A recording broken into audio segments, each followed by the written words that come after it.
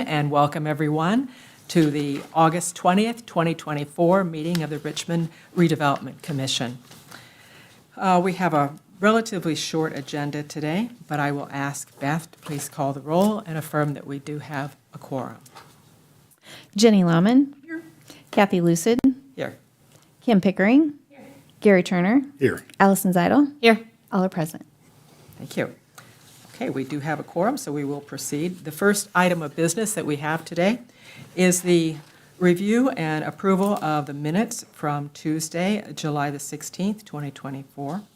And my thanks to Gary for filling in for me that day. You're welcome. I had to be out of town.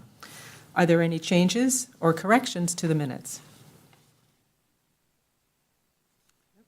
Hearing none, I move to approve. I'll second. Motion's been made and seconded to approve the minutes. All in favor? Aye. Aye. All unopposed?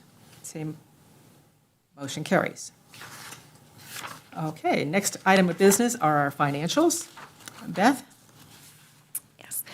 So there's one thing to note as a change on the financials that you'll notice this month. When you're looking at our financial statement for area number 1, which is our main TIF area, when you look under bond obligations and appropriations, you'll see that we have 3 revenue bonds there. The payment for those is made by transferring these funds from our allocation area to another fund that then makes the payment to the trustee. So the payments for the Series B and for the 22, those are being done in December at the end of the year. So that amount that you see under the TIF Revenue Bond 2022, the $351,758.35, when you look at the last page of your financials, which is our Midwest Industrial Park Bond Fund, you'll see that I've made an adjustment in the revenue section to put year-end transfer income so that we show that same $351,758 there. And then with our remaining, we have no further remaining obligations. So with that, that brings that account to 0. So this account, whatever we receive in for those payments comes from this fund to that one, so then it will zero out each month. So that is a change in the way we're processing that or showing that on the financials. Okay. And it's important to note that the money is actually there. It just isn't transferred until the end of the year. Correct. Yes. It's just An accounting issue. an accounting item. So wanted to try to reflect that in a little differently in our financials so that we can see that money is tied and is moving over to that fund. So at this point, we have $3,147,8565 available for new projects. We should see the bond package for the 6th and Main project should be coming. My hope is that we'll be able to introduce that at the September meeting to begin the process. We are still working on that package. Will approve the bonds, the contribution from Wayne County, the contribution from the Redevelopment Commission, as well as the repayment of the loan from the Wayne County Foundation. So that entire incentive package will be approved in one process. And so we are still waiting on the loan documents from the Wayne County Foundation so that we can get those incorporated into. Beth, remind me, when we have that before us, hopefully next month, what happens after that? Is if it does meet our approval, does it go further? So then, yes. So then at that then at that point, it moves forward, going to the council for review, and then it will go for a public hearing with the Economic Development Commission and the Redevelopment Commission and council kind of having a joint meeting. I'm not sure if you recall in 2016, we coordinated that joint meeting amongst all the the different bodies that have the approval process through there. We will not actually be closing on the bonds or on the loan until we are ready to transfer the property and the developer has all of the financing and everything in place. But we are going to go through all of the approval processes and have everything ready. More than likely, that closing will be after the first of the year. I assume it's going to take probably the rest of the year to get through the steps you just outlined. Yes. So could you refresh my memory on how that, the financial obligation on that redevelopment commission would obligate the 3,300,000? And then Wayne County Foundation is giving a grant, or is that a loan? And how It is does that work? it is a loan. So it is a loan to the Redevelopment Commission in the amount of $1 million, and then that will be repaid from our TIF revenues that we receive over a 4-year period.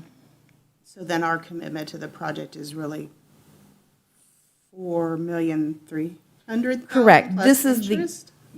There is a small amount of interest on the foundation loan. They're still determining what that amount will be. So yes, there would be an additional commitment with the additional tax increment that's coming in for the project. We only committed 90% of the revenue to the bond repayment. So we have that other 10%, which would not fully cover the amount of that payment, but that would be a part of what we would be using to repay that. Will Thank we you be for that showing that clarification. obligation on the financials in the Yes. future once Yes, we have everything else approved? yes.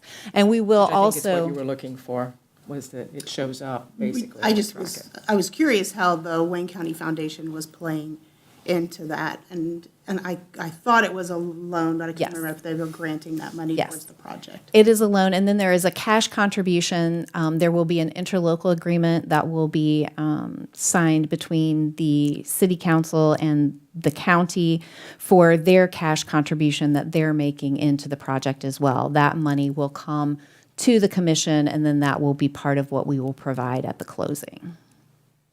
Thank you for that What's the clarification. county's contribution? I've forgotten.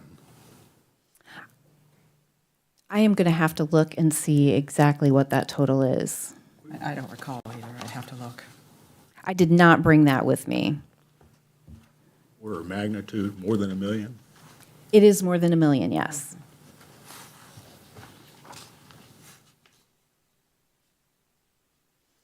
Beth, we kind of interrupted you on the financials Thank you here, for that so, explanation. Oh, sure, no worries.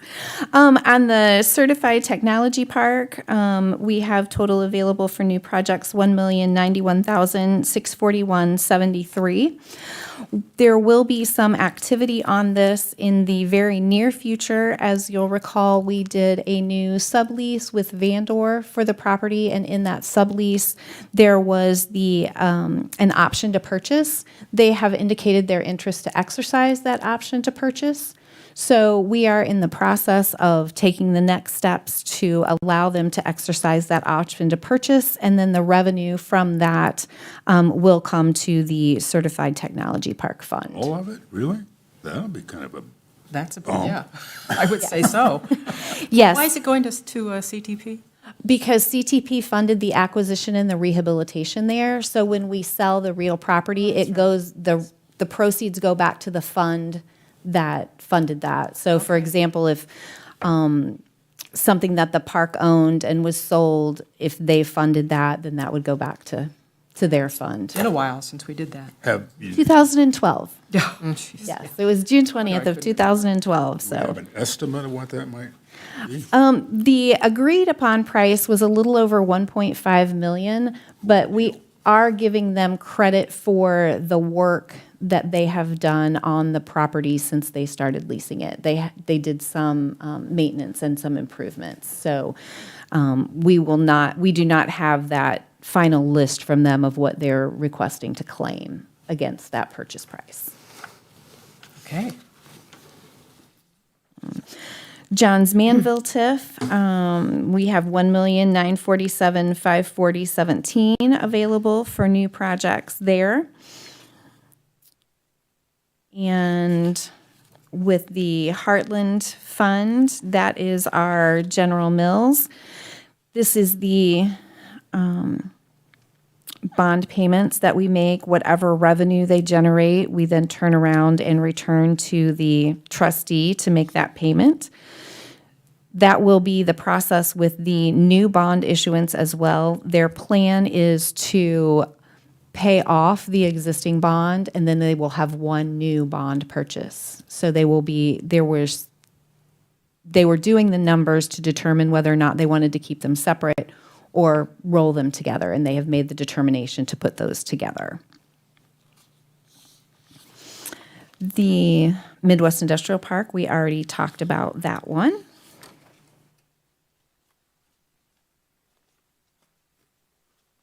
Beth, are there any RCS projects yet that we know about? No, the last time that I spoke to Karen Scalf when we did the training for bonds and TIF and budget items, she indicated that she thought they would have a project that would be coming to us, but that I have not seen anything yet. Okay. Going back to the overview of our situation, I just wanted to get an update on the 1200 block project. I see we've got almost $100,000 left there. Have we got more to acquire? We do have one additional property to acquire yet. And then Project Phoenix is in the process of providing us with the development agreement that they're interested in pursuing with the city. They would be acquiring all of those, and there would be a new build of apartments there, approximately 60 to 75 units. They are going to rehabilitate the Husson Block building. It will not be apartments, but it will be rehabilitated into some type of a retail space that they'll be using there. Can you remind me what that building, which, It's the corner. It's a corner. it's the corner, what? 12th and Kind of The a, old what? 13. Oh, yep, yep, an yep. arc. Okay, I'm with you. Thank you. Yes. So they are working through that process. There are several agreements that all have to align with one another. The developer has an agreement with the Economic Development Corporation for the funding that's coming from Revitalize Richmond. They will also have a development agreement with the city of Richmond, and then we will have a tri-party agreement that will be amongst the city, the EDC, and the developer. So those are being worked through with Ice Miller as we determine those to make sure that they're all in alignment. And how about the laundry demo? We just received permission from the Historic Preservation Commission last Monday night to demolish the building. We received our no further action letter from IDEM last Thursday. So it will be going out to bid in the next 2 weeks. Sherry Ritchie is finalizing that bid package, so that will be going out to bid for demolition. That's been a long one. Yeah. I feel like we've been looking at that one forever. Yes, so we're very happy to see that. And then after that's while we're doing the demolition, then we'll be looking at coming to the Redevelopment Commission to request some funds for the design of that parking lot. I know that was something that Greg had spoken to you about, but there was never any finalization on what that scope of work and a request for actual funding for that. There been even a conceptual layout done for that? There was a conceptual layout done for that by the previous owner of the building. Okay. We do have that. How many lots? 88, 88. Wow. That'd be a big help to that area. yes. And the subnote, as we're talking parking down there, the design firm that is contracted to do the design under the bridge is getting ready to schedule their public input meetings for input on what that design would look like. And am I remembering correctly that there cannot be traffic under that bridge? That's It correct. can only be like pedestrian area, right? Right. Correct. Well, if you've been down there, the way they've laid out the structure, there's no way you can drive through there anymore. Yeah, okay. They were doing the some additional deck pours overnight, so it's getting close. Yeah. Good, okay. Moving forward very quickly, so. While we're talking about some old projects here, what's the update on the Reedmore building? I just got an email the end of last week, and the Richmond Neighborhood Restoration Board has approved acquiring that building and using it as part of Revitalize Richmond. So we are in the process of getting a purchase agreement signed and executed for closing. Excellent. Great. Yeah, I'll say. Excellent. And last but not least, the old Reed site. I read that mitigation report. That was kind of astounding, but is that going to start soon? Yes, they are planning to start that in the third quarter of this year. Okay. They're going to move a boatload of dirt. I mean, a boatload. To remove toxins. Something like 29,000 cubic yards. So is a mitigation report a public document, or? I had it. I don't know. I will check and see if it is in the virtual file cabinet. I do have a copy of it that came from the consultant as a courtesy, and I will see if it's in the virtual file cabinet that we can share that. Thank you. Beth, do you have anything else on the financials? I do not. Hearing nothing else, do I hear a motion for approval? So moved. Second. Motion's been made and seconded to approve the financials. All in favor, say aye. Aye. Opposed, same sign. Financials are approved. The next item on our agenda is the resolution number 4/2024 to amend the redevelopment plan. This is an opportunity for a public hearing on this resolution. Before I open public hearing. Should I go sit in the audience? No. Before I open that phase, Beth, would you like to go through this? Sure. So as you'll recall, in May of this year, we had an amending declaratory resolution indicating our desire to change our development plan and add public safety as an eligible expenditure for both operations and capital expenses. That was the first step in the process to allow this body to consider using redevelopment funds for those purposes. After that, it went to the Plan Commission, and the Plan Commission approved an order indicating their support for that and that it does meet all of the criteria with the comprehensive plan. It then went to Common Council for review and approval, and they did approve that resolution, approving the Plan Commission order for that. And then the next step on that was to publicize today's public hearing. I do have the publisher's affidavit for the publication of that public hearing, which is today. And so then this is a confirmatory resolution. So this is saying that, yes, we are confirming that we are going to change our development plan and incorporate and use public safety as an eligible expenditure. This does not commit any funds. We are working with the Richmond Police Department to look at the various formula options that the board was interested in reviewing when they do take up the consideration of providing funding for that. They have everything except the benefit package piece in there, so they are still working to finalize that information and provide that, and then I'll be able to share that with the commission when we have that final information. So what this does is add another item to our project list, correct? Correct. It adds item number 10. Public safety. Yes. Beth, has there ever been, with that plan, any type of general percentages or ideal percentages, best practices, anything that goes with how you're dividing the funds in those different categories? There is not. Typically, we have done it based on the comprehensive plan and the projects that are upcoming and looking at how we do that.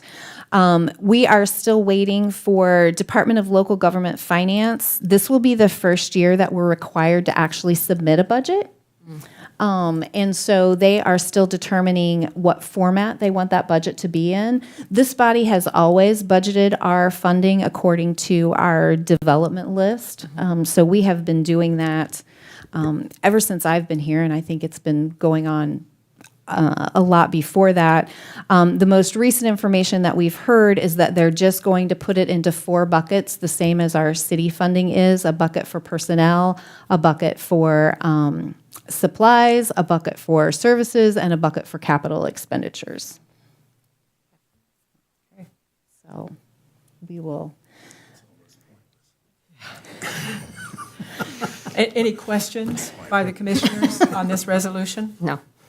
I just have one comment about, I think we look to always trust the decisions made. It does still scare me a little bit not knowing how those are going to be broken up before, actually approving. So I guess my question is, I think the last meeting you talked about, still bringing options. Is that something that this commission approves on how things are broken up, or?